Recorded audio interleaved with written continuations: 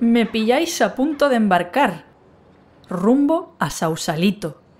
Ahí me encontraré con Fede, en una casa barco que hemos alquilado para grabar nuestro primer episodio. Hablaremos sobre las ideas de Alan Watts y quizá, de improviso, logremos invocarlo en mitad de nuestra conversación. Estás escuchando La Cuerda Podcast, el programa que empieza donde las palabras acaban. Ya que estoy aquí, de pasmarote, en el camarote, os cuento un poco. Alan Watts fue un filósofo, escritor y orador inglés que popularizó las religiones de Oriente en la sociedad occidental. Coincidió con la fiebre hippie de los años 60, por lo que no es de extrañar que sus charlas calaran tanto. Tengo en mi regazo uno de sus libros, La sabiduría de la inseguridad. Una buena puerta de entrada a su manera de entender el mundo. Bueno, al fin llegué a Sausalito. Y creo que la casa barco está por aquí cerca. A ver... Sí, ahí está Fede. El té humeante en la mesa.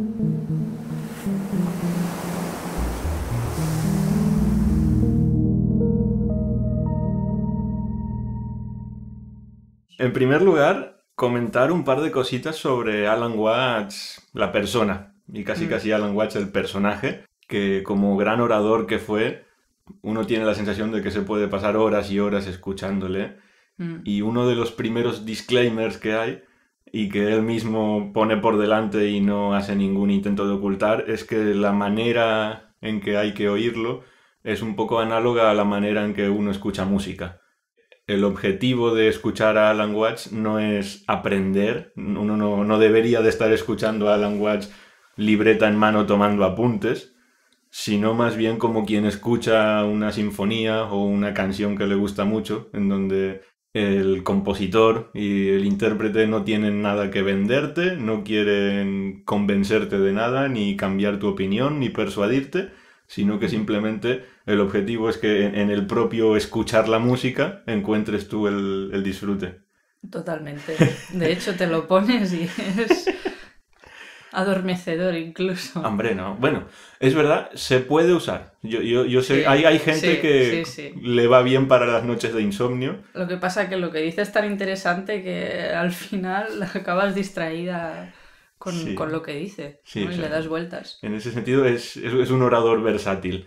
Porque se puede tener de fondo como algo muy relajante para escuchar, pero totalmente. También uno puede verse atrapado por lo que está contando y entonces yo creo que Alan Watts es de esas personas que son literalmente artesanos de las palabras. Igual que hay personas que cogen una joya sin pulir y la pulen hasta dejar ahí un objeto totalmente precioso, pues Alan Watts hacía eso con palabras. Y como escritor también, no solo como orador. Sí, vale. Yo creo que tal vez tú lo has leído más que yo y yo lo he escuchado más. Sí, es posible, sí. Como escritor también le sale una vertiente casi poética, podríamos decir. Y siempre tiene ese punto de decir, no me toméis demasiado en serio porque lo que estoy haciendo aquí es musical. Al final es un juego. Entonces, esa es un poco la filosofía que queremos nosotros aplicarnos en este mismo podcast. Sí, que total. Ya os lo dijimos en la presentación. Espero que no os toméis demasiado en serio las palabras que se dicen aquí, porque lo que de verdad importa es lo que se deja por decir, lo que no se dice. Aquí venimos a tocar la guitarra un ratito, amenizar un poco y punto, ¿eh? No tenemos pretensión de nada más. Y bueno, nosotros hemos presentado aquí el podcast como un intento más o menos afortunado de hablar de lo que no se puede hablar. En ese sentido está muy bien que Alan Watts sea nuestro primer invitado, porque es totalmente explícito el abordaje que él hace de que su obra consiste precisamente en intentar hablar de lo que no se puede hablar. Sí, más apropiado imposible. Es una influencia muy principal en este podcast. Y en ese sentido, pues Alan Watts tiene una serie de metáforas que son preciosas, que una vez que uno las escucha dice, pues ¿por qué no se me ocurrió a mí eso antes? ¿Por qué no eres Alan Watts? Porque no soy Alan Watts, claro. No, sí. Pues Federico. La explicación es muy simple. Tienes otros símiles que tampoco están mal. Vamos a decirlo que también, oye, te doy... No, pero no es Tienes nada... tu mérito también. Seguro que a ti también te ha pasado. De decir quién fuera Alan Watts. No sé, ¿eh? No sé si me ha pasado tanto. ¿No? Igual como a ti. En sus esfuerzos de hablar de lo que no se puede hablar, yo creo que una de las metáforas más potentes que Alan Watts presenta es la de que el menú no es el plato. En el sentido de que la realidad es lo que es y luego nosotros con las palabras la representamos, la describimos. Y las palabras son como un dedo que señala a la realidad, pero no es la realidad. Esto podría ser como el folleto que te dan al entrar en un concierto, ¿no? ¿También? Sí. Eso, Mira, sí. ahora viene la sinfonía número 5. Vale, qué bien. Ay, mira, tú tienes esa expectativa, pero luego te sientas y escuchas la sinfonía. Sí. O sea, si tú te compras el billete y te quedas en casa metiéndote el billete en la oreja, Sí. pues la experiencia que tienes no es la de la sinfonía. Sí. A pesar de que el billete Exacto. es lo que representa y te permite acceder a veces a esa sinfonía. Pero llega un momento en el que hay que desprenderse del billete Exacto. y pararse a escuchar. Y con la metáfora del menú, yo creo que en algún momento él sí que comenta el tema este de que si te descuidas puedes encontrarte con que te estás comiendo el menú. Cuando uno se enreda mucho con las palabras, llega un momento en el que confunde menú y plato y acaba comiéndose el menú. Y después uno dice, hostias, tengo hambre y esto no me ha sentado muy bien. ¿Qué hago? ¿Y qué hago? Pues me como otro menú. Y nos pasamos toda la vida comiéndonos la carta del restaurante sin parar nunca, dejarla un momento a un lado, ir a buscar los platos que están ahí, que siempre han estado ahí. Entonces, Alan Watts esto lo lleva a veces hasta el extremo de decir de que absolutamente nada puede ser enunciado con claridad, en el sentido de que ocurre eso, que hay una relación entre las palabras como señaladores de lo que hay y lo que hay.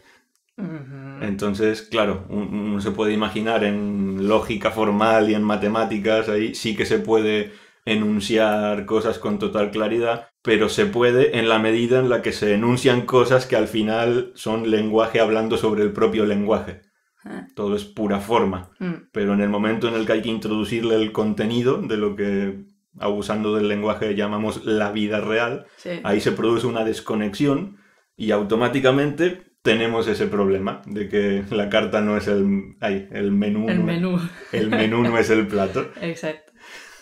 El menú o el folleto no es el concierto. El folleto no, la entrada. La entrada, bueno, el folleto yo me refiero más como a ¿sabes? La carta del concierto, digamos. Vale, la carta del concierto. Claro, la carta del concierto. Sí, de primero, de segundo. Exacto, vamos a empezar con esto y continuamos por aquí y en el segundo acto tal y cual. Lo mismo. Sí. Llevándolo un paso más allá, también Alan Watts nos diría que la poesía, la buena poesía, justamente consiste en eso, en intentar expresar lo que no se puede expresar. O sea, tirando de la metáfora del menú, yo diría que la buena poesía, o tal vez en general el buen arte, digamos que es lo más parecido al plato que se puede tener con el menú. Es que esa típica experiencia que a mí, por ejemplo, me preguntan, oye, la típica pregunta, ¿qué sientes cuando tocas o algo así, no? Aunque, ¿qué se siente? ¿Y qué se siente? Pues es que no te lo puedo explicar. No te lo puedo explicar, es que no. Eso sí que entra en el territorio desconocido completamente.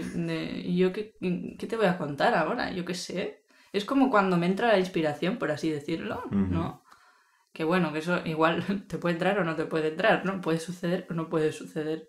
Pero estás tú ahí sentada, a tu bola, trabajando, y de repente sientes como una ola de inspiración y no sabes de dónde viene ni cómo ha ocurrido. ¿Y yo qué quieres que te cuente? Es que no sé qué decir en ese no sé qué decir ante esa pregunta. O sea, me parece que cae mucho en el territorio ese fuera, más allá de las palabras. Pero ¿no crees que hay personas que consiguen transmitirlo, aunque sea hacer trampas. Sí, claro, sí.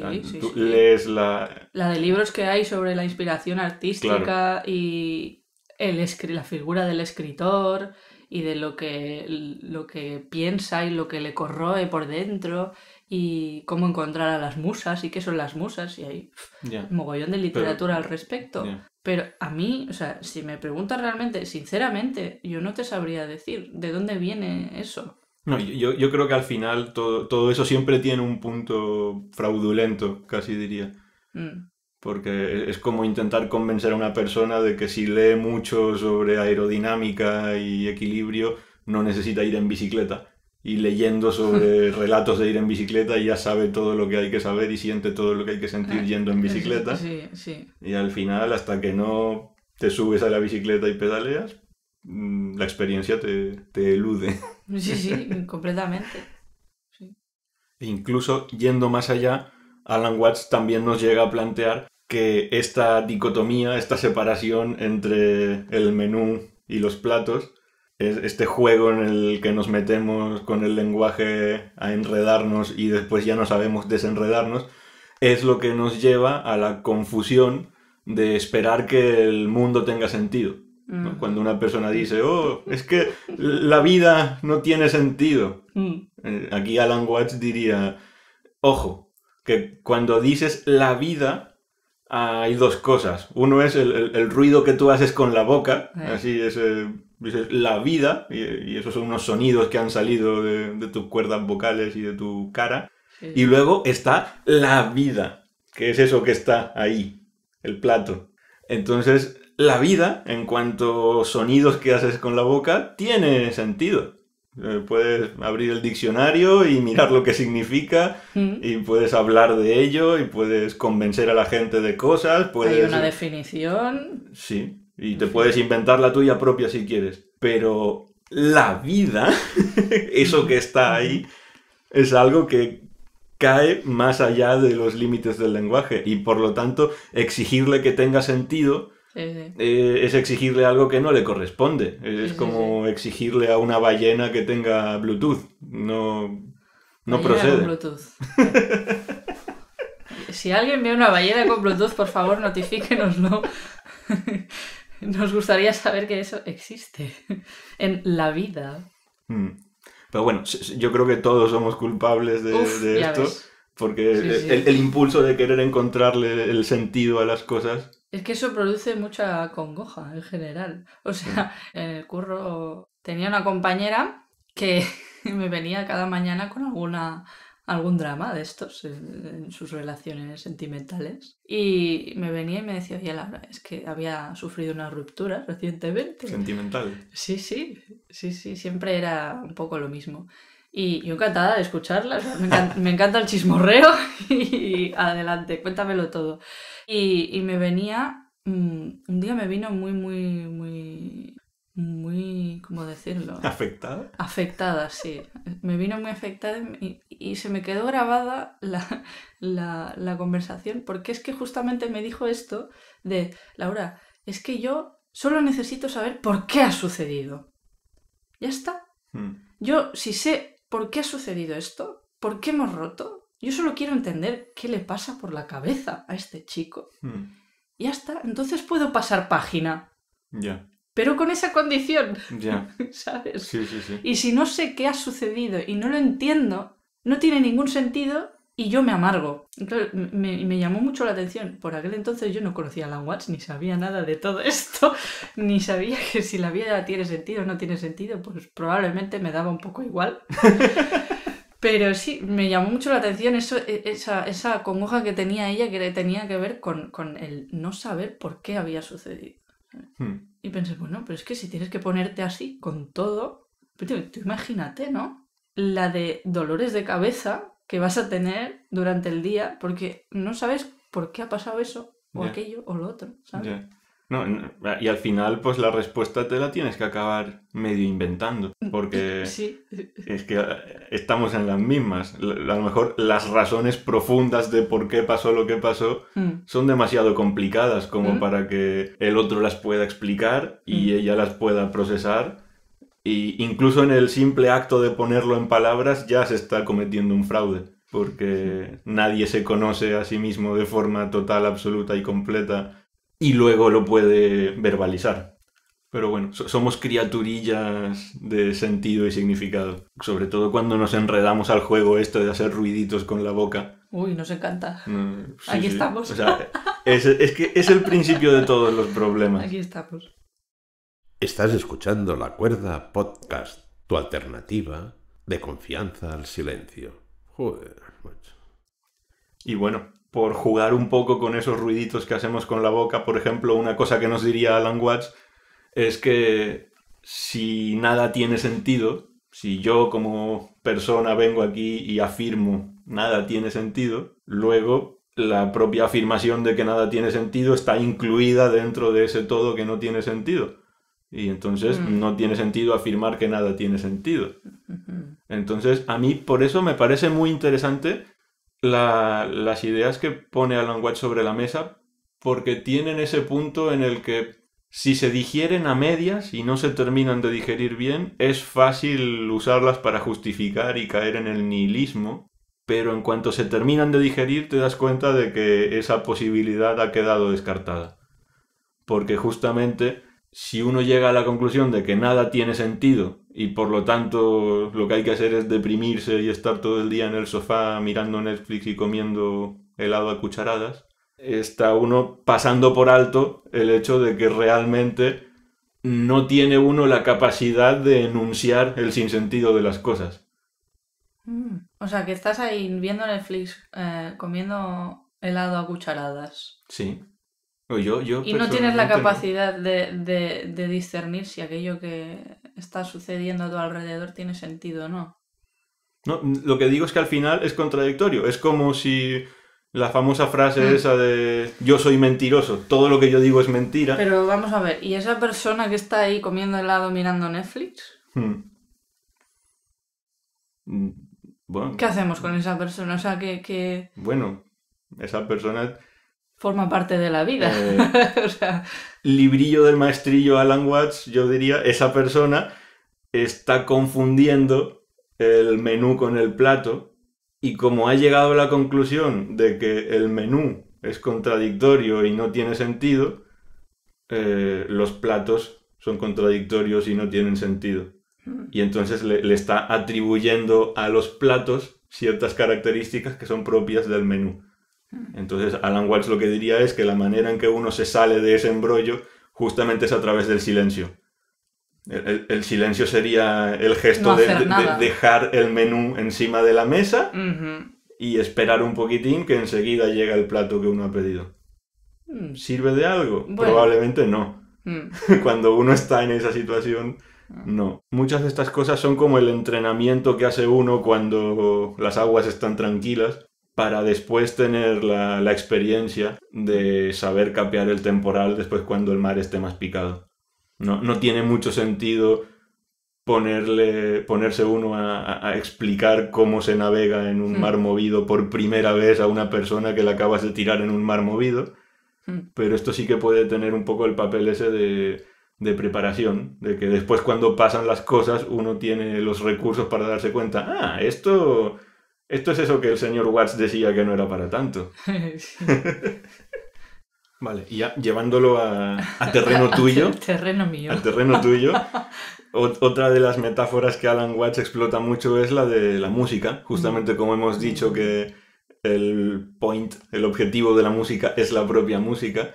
Una cosa que siempre cuenta que es muy graciosa es que es evidente y claro que el objetivo de la música es la propia música.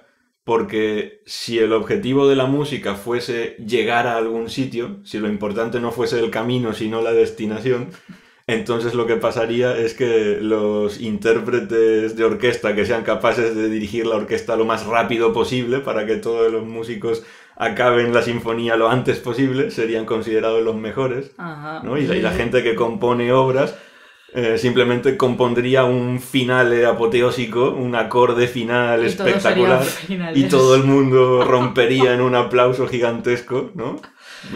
He venido aquí con el folleto del concierto Suelo haber finales, ¿eh? Claro, o sea, a mí mí no me no me cuesta- interesa el camino, eso... No. Yo quiero ver a dónde llega, y llévame al final y ya estoy ahí, y ya me he ahorrado todo el intermedio.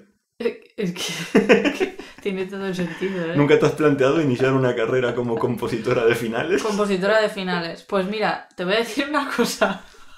Muchas veces, con mis modestas capacidades de composición, de componer, pero yo me grabo mucho. Y me grabo mucho cuando tengo alguna idea, me grabo por partes. Muchas veces me grabo, mira, voy a empezar así. Y me pongo en la grabación, Ujú. el nombre de la grabación, principio de esta pieza. Ujú. X. Y claro, y luego hago la improvisación de la pieza en sí, con la idea, lo que es el desarrollo, como si fuera un cuento, y luego el final, también muchas veces he grabado finales de canciones, literalmente. O sea, que hay finales de canciones ahí, pero claro, son finales que están sueltos. Pero solo has grabado el final. Solo he grabado finales muchas Solo has veces. grabado finales. O sea que, ojo, que... Ostras, que aquí igual- Alan Watts se equivocaba, entonces... Igual aquí tenemos un Sí. error, ¿eh? O sea, Esto mejor no contárselo a nadie, porque puede ser una idea muy revolucionaria. para componer todo es válido. Si quieres componer por partes, mira, tienes una idea, pues pum, pues grabo el final y pones final de la canción X. Mm. Pues eso es un final. Puedo grabar un CD todo de finales. Lo puedo hacer. Oye, eso estaría bien. Por ejemplo, el Stanislav Lem tiene un libro que es como reviews de historias que no existen. Pero él te las cuenta como si fuese un crítico que las ha leído y te las explica. Tú Ya podrías está. hacer finales de canciones que no existen. O por ejemplo, biblioteca de finales. ¿No? Yo grabo un montón de finales y para los compositores que no sepan cómo finalizar su obra, Ujú. yo grabo un montón de finales en todas las tonalidades y en todos los estilos. Ujú. Y ala, ya está, lo subo a internet y tú, si no Ya sabes está. cómo Si terminar, estoy ahí indeciso y no... claro, en vez de bajarte loops y samples, que hay un montón de loops y samples para bajarte gratis en internet, bueno, discutiríamos si hacerlo gratis o no, pero tú puedes grabar en el final, lo subes y ya está ahí para que alguien termine su obra. Ujú. Yo lo veo. ¿Eh? Vamos, yo lo ¿Ya veo. está? Alan Watts no sé si lo ve, yo lo veo. Y llevando un pasito más allá la metáfora, lo que también Alan Watts nos diría es que de la misma manera que escuchamos la música simplemente por el hecho de escucharla y no por llegar a ningún lugar, un ejercicio muy interesante es escuchar de esa misma manera todas las experiencias que tenemos. No hay ningún motivo por el cual la música tenga que ser ese algo especial que se escucha para disfrutar del camino. En el resto de ámbitos de la vida, en donde a veces nos volvemos demasiado orientados a objetivos, también se puede tener ese cambio de actitud de escucha. Y una cosa que es muy divertida, que yo recomiendo muchísimo, es intentar mirar a la gente como si fuesen obras de arte. Ala, No sé si me explico. toma, ¿eh? Pero es que lo somos. Al final... ¿Y entonces qué vas con tu...? No. O sea, yo no... Bueno, para empezar, yo no miro las obras de arte de manera que las obras de arte se sientan incómodas. O sea, no voy ahí con mi monóculo puesto y hago gestos Y giras la cabeza. No. Pero simplemente sé que estoy delante de una cosa, de un trozo de realidad, el cual aquello que puede transmitirme está muchas veces más allá de los canales ordinarios de comunicación, de lo que se puede delimitar, definir claramente y explicar con palabras bonitas. Sí, esto al final es cuando vas paseando por la calle y te encuentras cualquier cosa. Sí, entonces Todo uno tipo de va por la personas calle y formas. y se cruza con el vecino del cuarto paseando al perro y por un momento se plantea el milagro improbabilísimo que es el hecho de que eso esté sucediendo. O estás hablando con tu madre y tu madre está de mal humor y está chinchándote y tú lo escuchas y te das cuenta de que eso simplemente es un trocito maravilloso de realidad haciendo lo que la realidad hace, y en el momento en el que uno trae esa mirada estética al juego, de repente, por ejemplo, se vuelve completamente ridículo el acto de enfadarse. Es como uno no se enfadaría con la Mona Lisa porque no tiene cara de estar del todo contenta. O sí, habrá gente que sí, pero yo creo que... Algunas obras me hacen enfadar, ¿eh? También te digo. Que las miras y eso es verdad. No me suscitan ninguna calma. Eso es verdad. Uno podría ver a las personas como obras de arte cuyo objetivo es hacerte enfadar. Eso puede ser. Que ha venido a provocarme. Pero obras de arte al fin y al cabo. Y el arte siempre merece un respeto. Luego, para apuntalar un poquito más esta posición de hablar de lo que no se puede hablar y de los límites del lenguaje, Alan Watts es muy claro y muy directo, diciendo que es muy difícil darnos cuenta de aquellas cosas para las que el lenguaje que utilizamos no tiene una descripción. Esto en psicología y en lingüística es un problema con mucha solera, bastante viejo, y de hecho yo diría que está la hipótesis de Sapir-Whorf, que se llama, que es la idea, la propuesta de que el lenguaje que utilizamos condiciona nuestra capacidad de entender la realidad y de pensarla. Yo no voy a entrar en si eso es correcto o incorrecto, o sea, tiene más pinta de incorrecto que de correcto con cosas que se saben actualmente, pero yo creo que la cosa que señala Alan Watts es diferente y no es el hecho de que se haya de caer en un relativismo lingüístico en donde tu lenguaje y el mío nos harán ver las cosas de forma diferente, sino que independientemente de cuál sea el lenguaje, siempre habrán cosas que caerán fuera y esas cosas que caen fuera será difícil que nos demos cuenta de que están.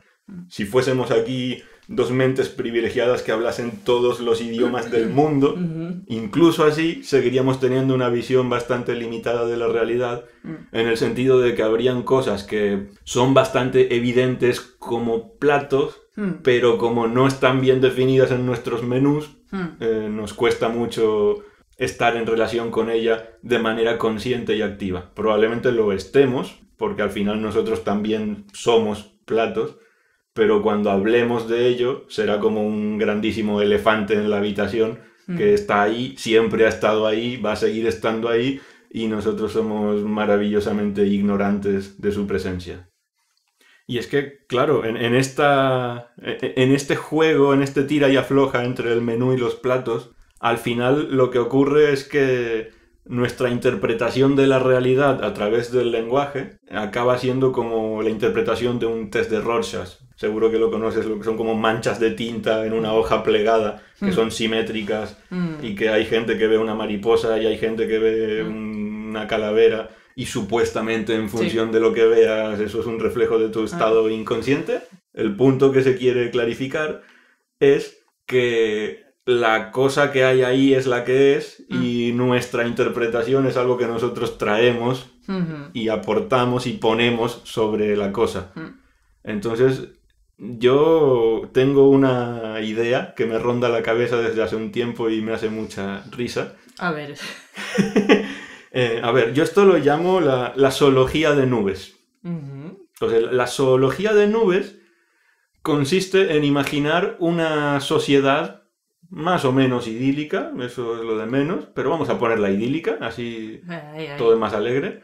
Y en esta sociedad está el telediario, y entonces en el telediario hay una sección cada día reservada donde una persona que tiene una formación altísima y lleva muchísimos años dedicándose al tema, se dedica a explicarnos, por ejemplo, que sobre los cielos de Barcelona hoy se ha visto un dragón que perseguía a una lagartija y luego la lagartija se escondió en un castillo, el castillo se transformó en un fénix y luego ese fénix acabó separándose en 3 ratones. Ya veo por qué es zoología, ¿eh? Hombre, la zoología de nubes, y esto podría ser una reputadísima institución social. Entonces, claro, yo pienso eso y me hace mucha risa, porque es que es patentemente absurdo, pero es que luego te das cuenta de que en nuestra sociedad, más o menos utópica, no vamos a entrar ahí, ese no es el punto, pasa algo muy parecido con la gente que interpreta los mercados con la gente que interpreta la geopolítica y las situaciones entre grandes grupos sociales que no se ponen de acuerdo. Sí. Al final todo eso es exactamente lo mismo que el... Me estoy imaginando el típico periodista que sale por la mañana, ¿no? Un programa matutino de estos, que siempre están, no voy a decir nombres, pero siempre están mirando la hora y dicen, la 1:38 de la mañana, conectamos con Pepito de los Palotes, que está en Madrid y es el experto de turno en predicción de cómo va a ir la pandemia. Claro, mira, es que la pandemia es un ejemplo claro. O sea... ¿No? Entonces conecta con Pepito de los Palotes y Pepito de los Palotes empieza a contar un cuento súper complicado, ¿no? Que tú estás ahí mirando como si estuvieras hipnotizado completamente por Pepito de los Palotes y tiene una seriedad y una contundencia hablando y tú, uy, si te lo crees y tal y cual, y entonces planeas en función de lo que dice Pepito de los Palotes, que tiene una reputada presencia en el programa matutino de turno. Hombre, claro. Donde están ahí todos los periodistas tomándose muy en serio a sí mismos todo el rato. Hombre, es que si no nos tomamos muy en serio a nosotros mismos, ¿cómo nos van a tomar en serio los demás? Por favor. 1:38 de la mañana. Seguimos. Bueno, pues ocurre eso. Ocurre que muchas veces pasa que aquello que nos interesa está en el futuro y el futuro tiene la mala costumbre de no estar definido hasta que pasa. Entonces, claro, en ciertos ámbitos simples donde se rigen por reglas bien definidas y controlables, uno puede predecir, ¿no? Si a mí mañana me dicen de que habrá un eclipse de sol sobre España en los próximos años, pues yo no tengo motivos para dudarlo. Pero si alguien viene a decirme que sabe el camino que va a llevar la pandemia, o una guerra, o una crisis puede ser una crisis internacional, o puede ser una crisis de pareja, o puede ser una crisis personal. Sí. Al final todo eso está en el futuro y hasta que no ocurra no sabremos lo que pasaba. Entonces yo creo que a veces cuando nos tomamos demasiado en serio el menú, acabamos pensándonos de que al nivel del menú podemos resolver estas situaciones que claramente no se pueden resolver.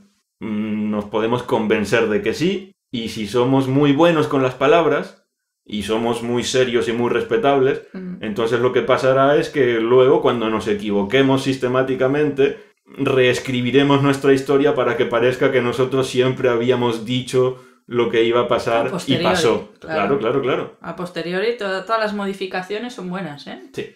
Y apropiadas y oportunas. La misma gente que al principio decía no tenéis que llevar máscaras, luego dice yo siempre os dije que había que llevar máscaras. Bueno, lo dije un sábado porque tenía resaca y bueno, somos humanos y cometemos errores. Otro aspecto que Alan Watts abarca bastante, tiene que ver con la manera de estar en el mundo. Ya que estamos aquí y algo hay que hacer, él reflexiona mucho, importando ciertas ideas orientales, sobre el hecho de que existe una manera, vamos a llamarle natural, cómoda, fácil de estar en el mundo, y existe una manera incómoda, atrapada de estar en el mundo. Ocurre, y esto seguro que no le es ajeno a nadie, que cuando todo va bien, cuando todo está en su equilibrio, en su punto justo, nuestra sensación de estar en el mundo tiene unos límites mucho más difuminados respecto a dónde acabamos nosotros y dónde empieza lo demás. Esto cualquier persona que en el trabajo le llaman el flow, ¿no? De estar o in the zone, los deportistas. El momento en el que lo que sea que estás haciendo te absorbe, te atrapa y de repente miras la hora y dices, hostia, han pasado 4 horas. Sí, pero si a mí me parece que han pasado 10 minutos. Sí. Entonces, en ese momento pasa que nuestra conciencia está en cierto modo vertida hacia afuera. Nos olvidamos de que somos en cierta medida un cacho carne que hace cosas y simplemente somos una pieza más de entre todo eso que es lo que hay, que está haciendo lo que todo eso hace. Todo eso. Todo eso, sí. Eso hace cosas. Lo que está fuera de ti.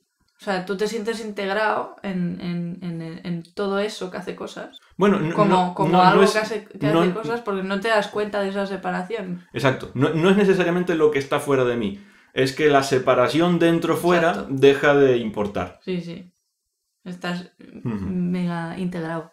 Y en cambio, cuando estamos preocupados, ansiosos, tristes, entonces nos replegamos, nuestra conciencia se vuelve muy fuertemente la conciencia de ser yo, como ese yo pequeño rodeado de un entorno hostil frente al cual hay que tener mucho cuidado. Y en ese momento de repente ya las horas no vuelan, sino que se arrastran y nosotros nos arrastramos con ellas como quien se arrastra entre cristales rotos.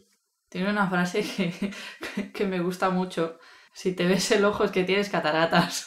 Sí. O sea, el ojo funciona perfectamente sin que nosotros intervengamos en ningún momento. No estamos interviniendo y yo te estoy viendo a ti, sentado enfrente de mí, con toda tu forma. Y estoy respirando y no me doy cuenta de cómo funciona. O sea, es que yo ojo... no te estoy diciendo, cuerpo, respira. Ahí está. Corazón, late. Menos mal, porque si no el pifostio que se montaba en 2 telediarios. Sí. O sea, aquí es que, un despiporre de los malos. Sí. O sea, la idea es esa, es que parte integral de que el ojo esté sano pasa por el hecho de que el ojo no se perciba a sí mismo.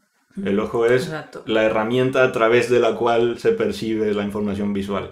También creo que lo dice, si tú oyes tus propios oídos, eso es que tienes tinnitus o acúfenos. Eso es un problema. Es un problema. Cuando el oído funciona bien, el oído no se escucha a sí mismo. Y entonces, extrapolándolo de la misma manera, cuando tú estás bien, no te notas a ti misma. Sino que tú simplemente eres la herramienta a través de la cual la experiencia se experimenta a sí misma, inmersa en todo lo que hay, haciendo lo que todas las cosas hacen. Exacto. Vale. Aquí me vas a permitir hacer un inciso y te voy a leer un fragmento de uno de mis libros favoritos de él, que se llama La sabiduría de la inseguridad. Ajá, dispara. El deseo de seguridad y la sensación de inseguridad son una y la misma cosa. Retener el aliento es perderlo. Una sociedad basada en la búsqueda de seguridad no es más que un concurso de retención del aliento en el que cada uno está tenso como un tambor y morado como una remolacha. This is Japanese ceremonial tea. It's good on a cold day. Así nos va. Buena. Otro de los casos que Alan Watts menciona y lo conecta con el tema de la meditación es el de la respiración, por ejemplo. Que cuando estamos bien, la respiración funciona por sí misma, no nos tenemos que preocupar. Y en el momento en el que empezamos a respirar de forma manual es que algo no está bien, eso es incómodo y enseguida se nos hace cuesta arriba. De hecho, es muy común cuando empiezas a meditar. Yo no puedo hacer eso, ¿no? Porque ¿cómo voy a hacer eso? Estoy quieta ahí sin hacer nada.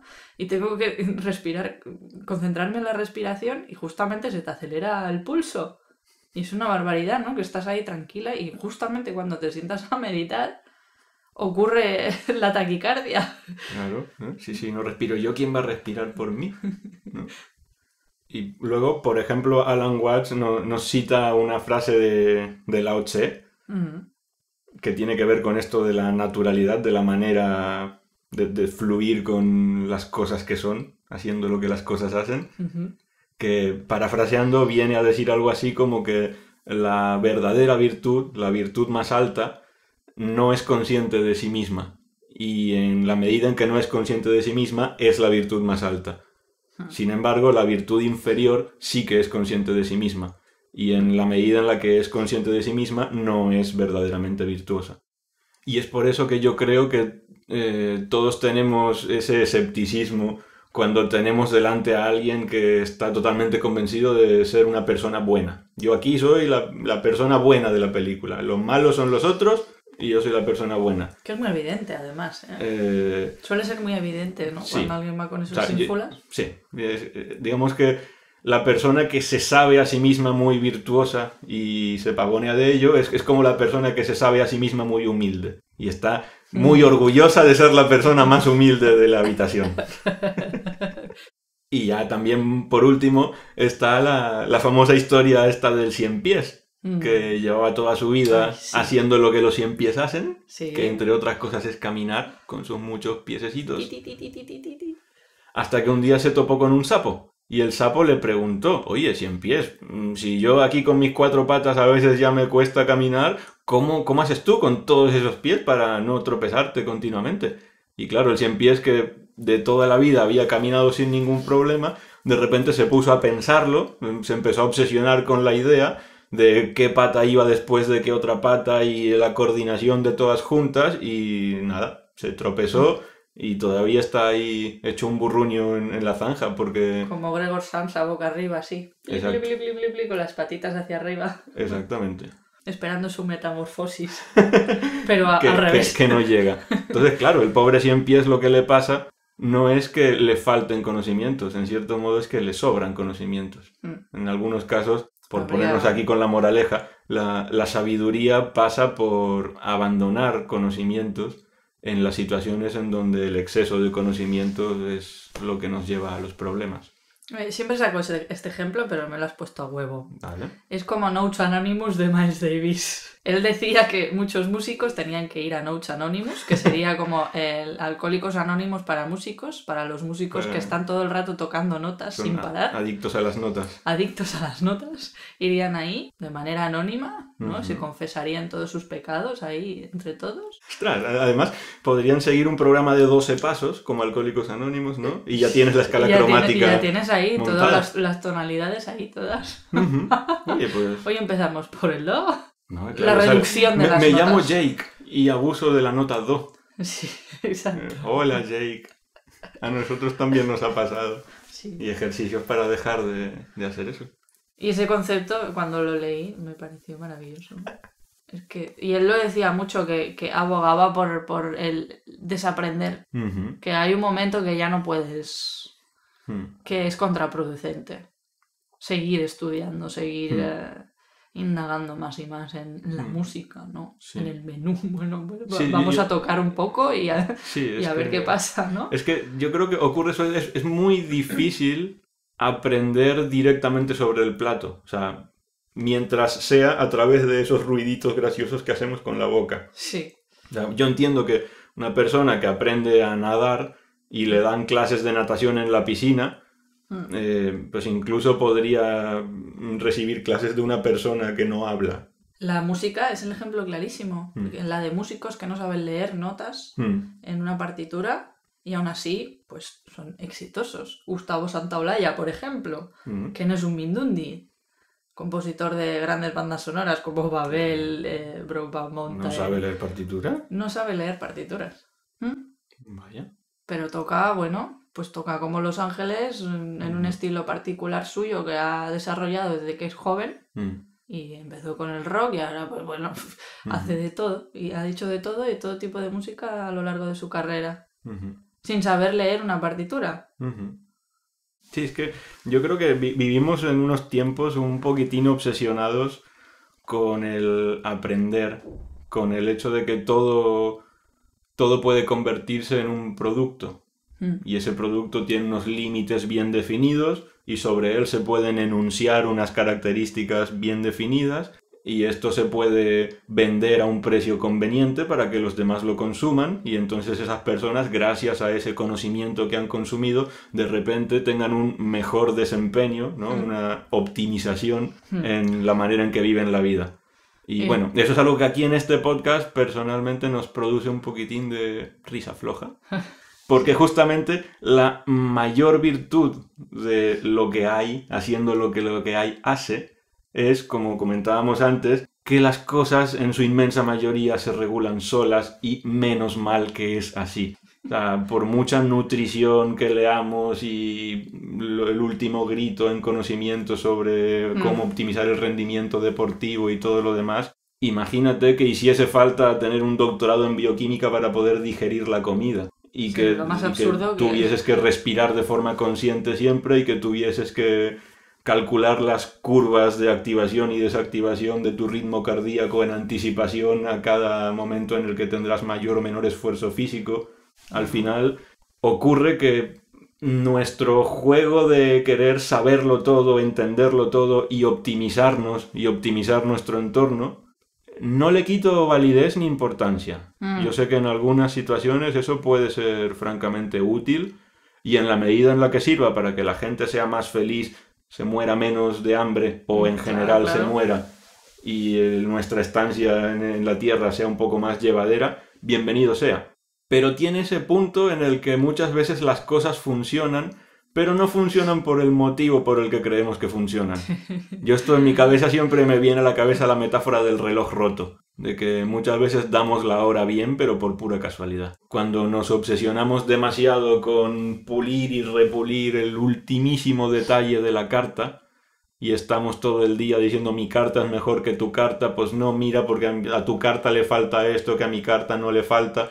Al final acabamos divorciándonos de los platos. Y es lo que decíamos al principio, que a veces uno puede darse cuenta de que lleva muchos años comiéndose la carta. Y esto, yo lo digo porque soy culpable. Es muy difícil decirle a una persona... Se ha acercado al micro y todo, ¿eh? Eso espero que se haya notado.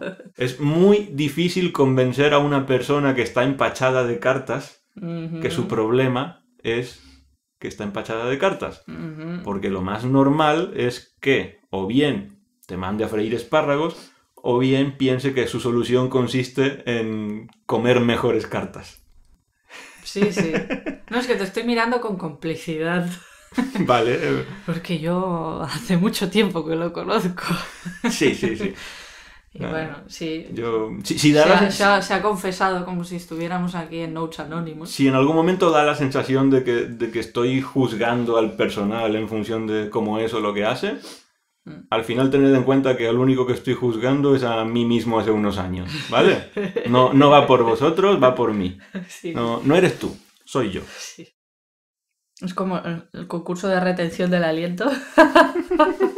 Concurso de retención del aliento. Va de eso, ¿no? Sí, sí. Eso va la vida.